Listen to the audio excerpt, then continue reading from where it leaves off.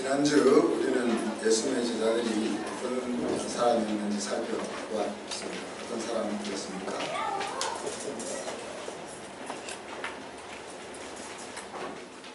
나 같은 사람.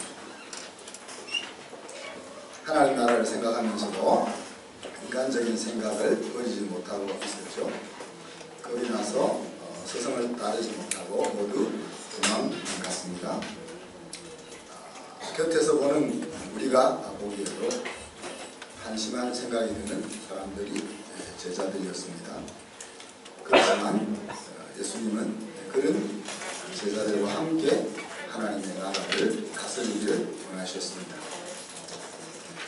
그리고 그들을 향해서 좋은 모습으로 기억하셨고 하나님의 손이 만져진 이후의 모습을 계속 보셨습니다. 그리고 그들이 그 육신을 이길 수 있도록 기도하셨습니다. 예수님이 제자들을 향하여 가지고 있었던 마음과 또 제자들의 상태는 사실 저에게 큰 위로가 되는 말씀입니다. 우리의 모습이 보기에 한심해도 하나님이 굳이 나와 당신의 나라를 이끌고 가시겠다. 그 말씀이 얼마나 큰 위로가 되는지를 모릅니다. 그래서 이제 제자들은 생각할 수 없는 큰 사랑과 기대를 받죠. 성령이 임하였을 때 그들은 달라질 수가 있었습니다.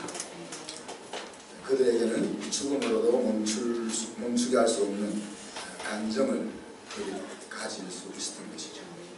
그것이 바로 초대교회 성도들이 가지고 있었던 생명력이었습니다. 제자들은 이제 더 이상 자기 힘으로 했다고 내세울 수가 없습니다. 더 이상 자기를 내세울 필요도 사라졌습니다.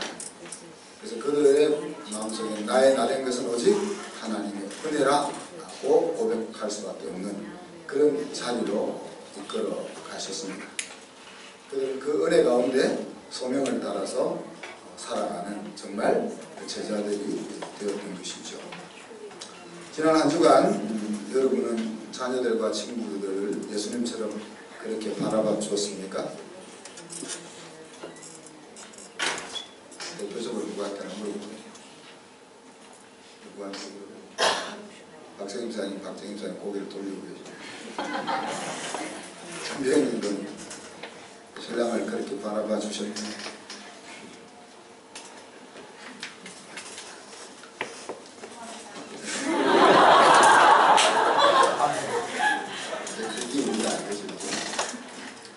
육신적인 생각을 뛰어넘어 살기를 기도했었나요? 은정선 좋께서 철민선수로 기도하시니까 예수님이 여러분을 믿어주시고 기대를 가지시고 계시고 여러분과 함께 당신의 나라를 다스리고 싶어 하신다 하는 그 사실이 실감이 났습니다. 여러분을 위해서 예수님께서 지금도 성령으로 기도하고 계신다 하는 것을 느끼셨나요? 이러한 사실이 여러분을 힘차게 움직이게 하는 에너지의 원천이 되기를 축복합니다. 우리가 살고 있는 시대를 서기 몇 년 그렇게 부르죠. 서기라는 말은 기원후라는 이야기입니다. 기원후.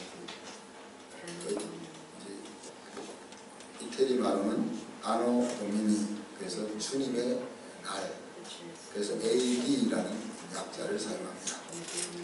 그래서 현대 인류 역사를 예수님이 오신 날을 기점으로 해서 카운트하고 있는 거죠. 그죠? 그래서 왜 이제 BC는 기원 전은 이제 before Christ, 그래서 왜 이것은 영어로 쓰고 AD는 라틴어로 쓰는 인문제가 잘 모르겠습니다. 하여튼 이미 옛날부터 수천 년 전부터 인류 역사가 있어 왔지만은 왜 예수님을 기점으로 해서 주님의 시대 그리고 주님 오시기 전 시대로 나누었는지는 잘 모르겠습니다. 그래서 오늘 이 본문은 이 주님의 세계, 아노 도미니에 일어났던 첫 번째 사건입니다. 첫 번째 사건이고, 예수님께서 십자가를 지시는 때나 예수님께서 죽음을 이기고 부활하신 이후에 그 때나 제자들은 여전히 달라지지 않았다 하는 것을 오늘 같이 살펴보게 되는 겁니다. 오늘 누가는 안식 후 첫날 새벽 일찍이라는 시간을 이야기하고 있죠. 바로 오늘 주일 아침입니다. 예수님께서 십자가에 죽으신 지 3일째 되는 날이죠. 날로 3일째 되는 시간입니다. 이 3일 동안 예수님은 지옥에 내려가셨다. 그렇게 사도신경이 이야기합니다. 우리 한글 사도신경에는 뭐라고 되어 있죠? 보시면은 십자가에 못 박혀 죽으시고 장사된 지 사흘 만에 죽은 자 가운데서 다시 살아나셨으며 그렇게 되어 있는데, 영어 사도신경에 보면은 이렇게 되어 있습니다. 십자가에 못 박혀 죽으시고 It descended into hell, 지옥으로 내려가셨다가 3일 만에 다시 살아나사 이렇게 되어 있습니다. 사도신경은 성경은 아니지만 예수님과 함께 했던, 예수님의 십자가와 부활을 경험했던 사도들이 예수님에 대한 신앙을 정리해 놓은 신앙의 고백이잖아요. 믿음의 고백입니다. 그래서 만약에 이것이 사실이 아니었다 그럴 것 같으면 교회에서 이 사도신경을 외울 때 손을 들 이의가 있습니까? 그건 아닌 것 같은데요. 이럴 수 있는 때인데 아무 이의가 없이 이 사도신경이 그때부터 지금까지 이어서 보고 있는 것을 보면 그렇게 하신 것이 맞는 것 같아요. 사도들은 그렇게 믿었다. 사도들은 왜 내려가셨을까? 베드로전서 3장 18절로 21절에 보면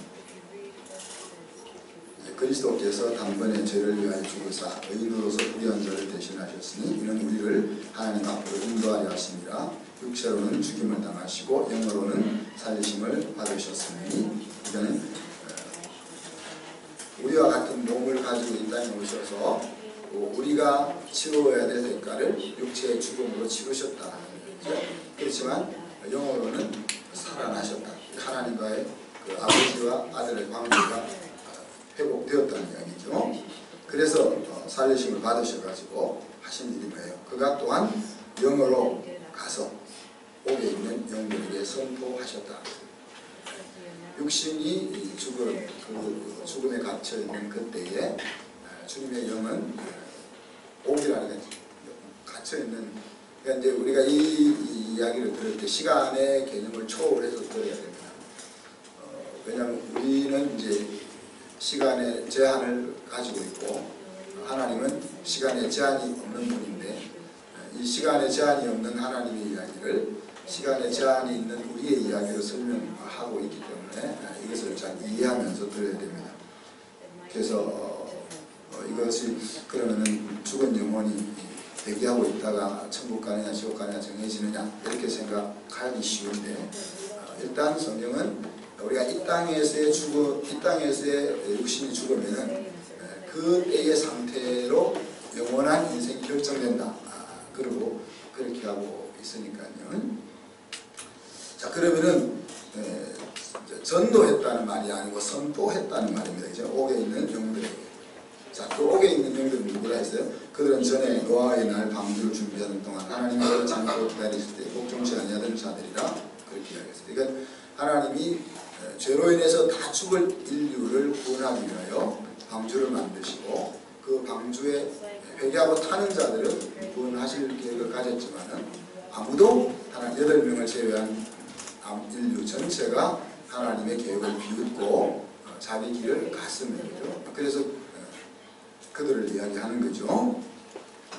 물로 말미암아 구원을 얻은 자가 몇 명뿐이니 겨우 8명이라. 물은 예수 그리스도께서 부활하신 것으로 말미암아 이제 너희를 구원하는 편이 곧 세례라. 이는 육체에 들어온 것을 자해버림이 아니요 하나님을 향한 선한 양심의 간구이라. 그렇게 이야기합니다. 다르게 이야기하면 맹세니라, 마음의 다짐이니라 그런 것입니다. 그러니 이제 육체가 다시 살아나기까지 3일 동안 육체로 우리의 죄값을 치르고 죽음의 권세에 내어준 그 시간에 예수님의 영은 살아서 하나님의 은혜를 거절하고 지옥으로 간 그 영들에게 하나님의 계획의 온전함을 선언하셨다 하는 이야기입니다. 봐, 너가 결정한 것이 잘못이야. 봐, 내가 너희에게 말하였던 것처럼 나를 통해서 죽음이 극복되고 새로운 인생이 인류에게 펼쳐지는 것이지, 이렇게 이야기하고 있는 거예요. 자, 그러면서 이제 이 세례의 의미를 뭐라고 이야기합니까? 우리가 물로 세례를 받는다는 것이 죄를 없이 하는 것이 아니다. 세례의 말 뜻은 죄를 씻기는 거잖아요. 그런데 그것은 이제 그 단어의 의미고, 실제 세례는 우리가 물로 세례를 받는다고 해서 물속에 담궈진다고 해서 우리의 죄가 사라지는 것은 아니다. 그러면 뭐려고 세례를 받냐? 그렇게 이야기할 수 있는데 바로 예수님의 부활에 동참하는 것이라는 이야기입니다. 그래서 하나님을 향한 선한 양심의 강구, 여기서 한국 단어는 강구라고 얘기했는데, 여기서 영어 원어로 보면은 호소는 마음의 다짐, 마음의 결정이다. 그래서 우리가 세례를 받는다 하는 것은 아직 우리의 능력과 우리의 힘으로는 하나님을 알 수도 없고 하나님의 은혜 속에 들어갈 수도 없지만은 내가 가지고 있는 마음을 하나님 앞에 드리는 거죠. 하나님이 계획하신 그 인생에 회복되는 계획을 내가 받고 싶습니다. 그게 내 마음을 드리는 것이 세례다. 그러면 하나님이 그 마음을 받으셔서 우리의 영혼을 구원하시고 우리를 새롭게 하셔서 새로운 인생을 허락하신다는 거예요. 우리의 마음을 드리는 것이 얼마나 중요한지. 하나님이 모든 것을 하실 수 있지만 딱 하실 수 없는 두 가지가 있는데, 하나는 죄를 짓지 못하시는 것이고, 또 하나는 우리의 마음대로 할 수 없는 거예요. 아무리 어리석은 사람의 마음도 내 마음대로 못하잖아요. 그렇잖아요.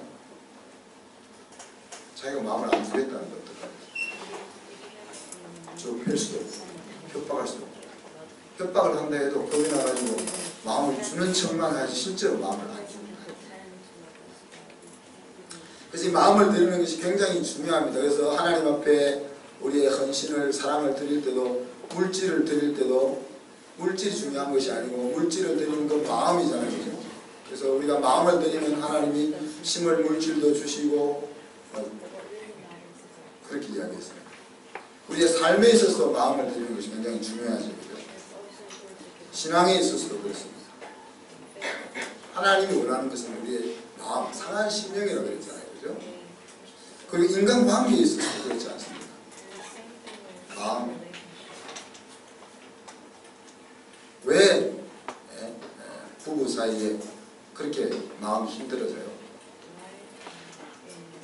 뭐 실수한 거 그런 것 때문에 그렇지 않잖아요. 나한테 잘 못해준 거 그것 때문에 그런 것이 아니잖아요.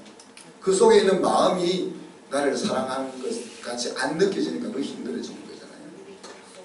부모와 자녀 사이에 마음이 중요하고, 부부 사이에 마음이 중요하고, 성도와 성도 사이에도 마음이 중요하고, 순장과 순원 사이에도, 목자와 양 사이에도 이 마음이 빠져버리면은 사실 뭔가가 돌아갈 수가 없는 거죠. 그래서 하나님과의 관계 다음으로 제가 중요하게 생각하는 내용이 마음입니다. 그래서 이것이 이제 저에게 있어서는 아킬레스건이에요.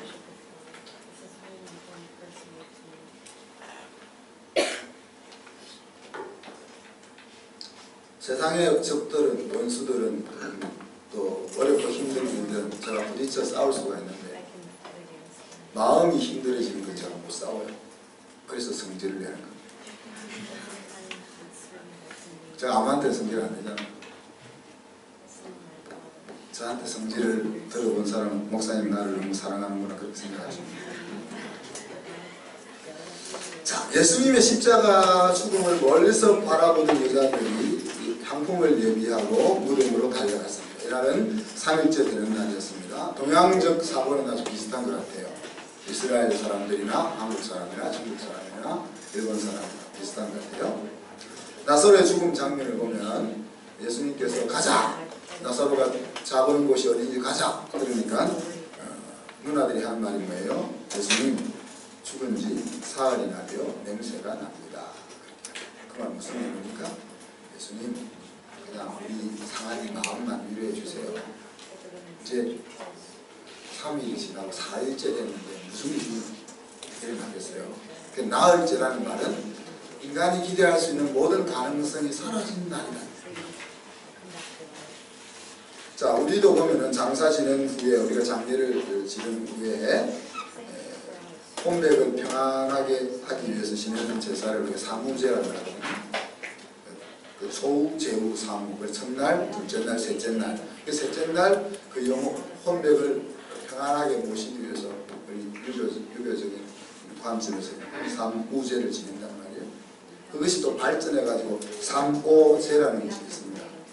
죽고 나서 3일 만에 장사를 지내고 5일째 되는 날은 장례질은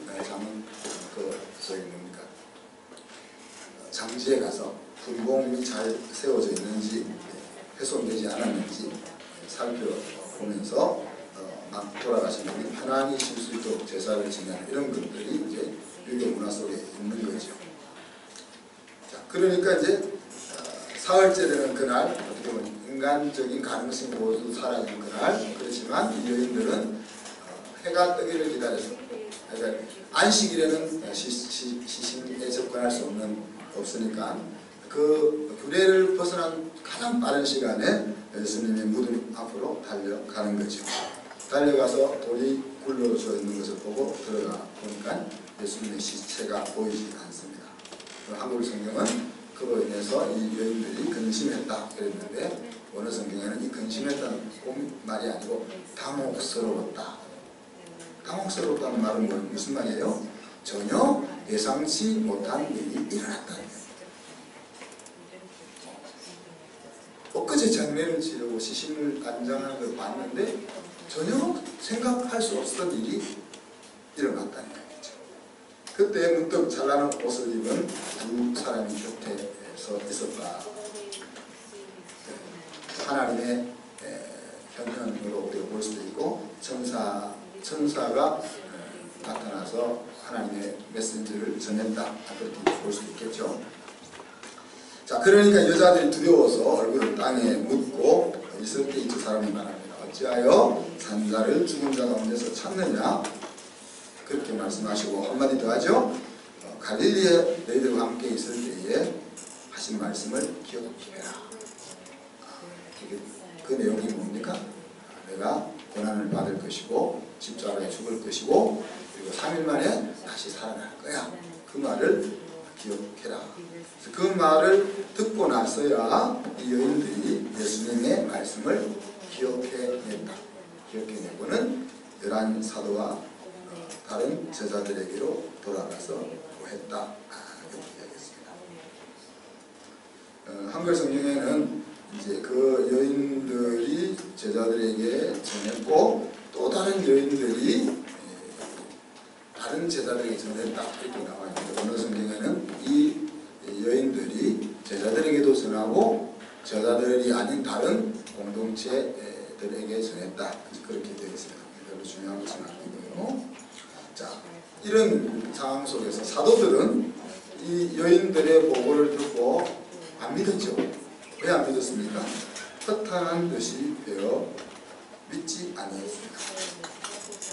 그런데 이제 베드로는 달랐습니다. 베드로는 즉시 일어나서 무덤으로 달려가서 예수님이 안 계신 것을 확인하고 저는 기이 여기며 집으로 돌아갔다고 했습니다. 자, 사도들은 그 여인들의 보고가 아주 흥맹랑한 것 같아서 마음에도 두지 않았지만 베드로는 그 이야기를 듣고 즉시 일어나 무덤에 가서 확인까지 했지만 결과적으로 행동은 똑같았습니다. 여인들은 천사의 말을 듣고 예수님의 말씀을 떠올리고 열한 사도에게 알렸다 그랬죠. 사도들은 말도 안 되는 지어낸 이야기로 그 여인들의 보고를 들었고, 베드로는 즉시 일어나 무덤으로 들어가 빈 무덤을 확인했지만 그냥 놀라면서 집으로 돌아갔다고 했습니다. 예수님을 많이 사랑하고 따르는 여인들이었습니다. 그렇죠? 또 베드로를 위시한 사도들과 이 여인들, 결국 예수님을 죽은 자들 가운데서 찾고 있었습니다. 그들의 머릿속에는 내가 3일 만에 다시 살아나야 하리라 하신 말씀이 자리하고 있지 않다.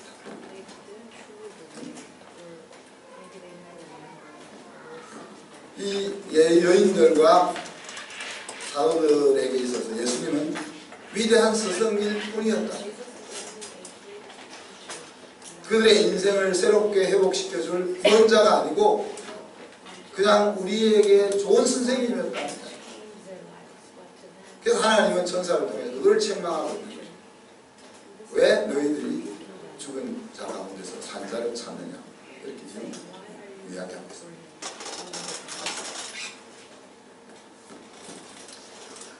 이미 잘 알려진 내용이죠. 우리에게 예수님이 우리를 위해서 고난을 받으시고 십자가에 달려 돌아가셨다가 3일 만에 부활하셨다 하는 것은 성경을 통해서 우리가 이미 들었던 내용입니다. 그러나 이 여인들과 사도들이 받아들이기 어려웠던 것처럼 우리들도 이 사실을 받아들이기가 쉽지 않습니다. 왜 그렇습니까? 우리의 머리로, 우리의 경험으로는 이해되지 않는 일이기 때문에 그렇습니다. 천사들의 외침에 귀를 기울여 봅시다. 천사들은 여자들에게 뭐라고 했습니까? 산자를 왜 죽은 자 가운데서 찾느냐? 자, 저와 여러분들 중에 누구도 예수님이 죽어 계시다고 생각하는 사람은 없을 겁니다. 그렇지만 예수님께서 살아서 지금도 내 곁에 함께 계시고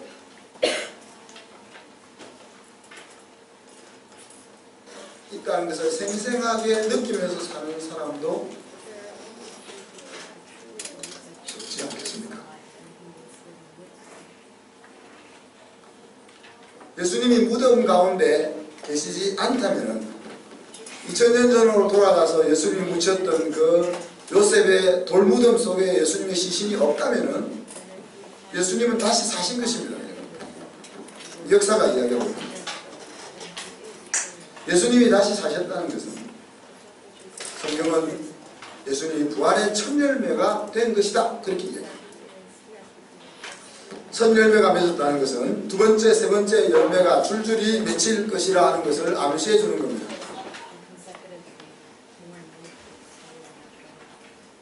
예수님이 무덤 가운데 있지 않고 죽음에서 다시 살아나셨다는 것은 우리도 죽음을 넘어서 살 수 있는 존재가 된다 하는 것을 말합니다.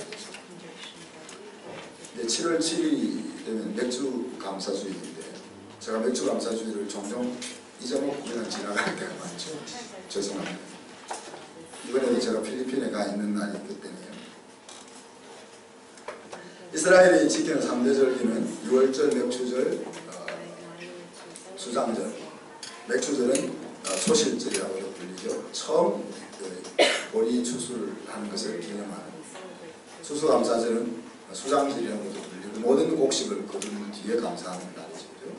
거기에다가 이제 하만의 괴계로부터 구원받았던 날 하나를 더 붙이면 이제 부임절을 더 붙이면 이스라엘의 4대 절기가 됩니다. 절기라는 것은 하나님이 하신 일을 인정하고 그 관계를 유지, 개선하기 위해서 지키는 것이죠. 예수님의 시대를 사는 우리가 지키고 있는 절기들은 무엇입니까? 부활절. 부활절이 이제 이 신약 교회의 시작이니까 그죠? 교회 생일과 같은 날이죠. 예수님이 죽음을 이기고 사신 것처럼 우리도 죽음의 권세를 넘어 승리하는 인생을 살겠다 하는 그런 믿음, 그것이 이제 부활절이죠. 부활절이 지나서 50일째 되는 날, 그래서 우리는 오순절, 지키지는 않지만 우리는 오순절은 우리에게 유월절과 이스라엘 백성들의 유월절과 같은 의미가 있습니다. 성령을 통해서 우리의 심령이 새로워지고 하나님의 아들, 딸의 능력 있는 삶을 살 수 있는 출발. 그리고 이제 7월 첫 주에 맥추절로 지킵니다. 맥추절을 지키는 것은 보리 추수하는 시기를 의미합니다. 그러니까 처음 곡식을 거둔 것을 감사하는 것은 무슨 이야기입니까? 미래에 남아있는 이 한 해 하나님이 주실 축복을 바라보는 믿음이 맥추절 속에 있는 거죠. 그리고 추수감사절, 이것은 가을에 이제 모든 곡식을 거두고 뒤를 돌아보면서 한 해 동안 베풀어 주신 은혜를 감사하는 믿음입니다. 그걸 성탄절이 마지막으로 있죠. 하나님이 우리와 함께 하심을 상기하는 믿음이라고 할 수 있습니다.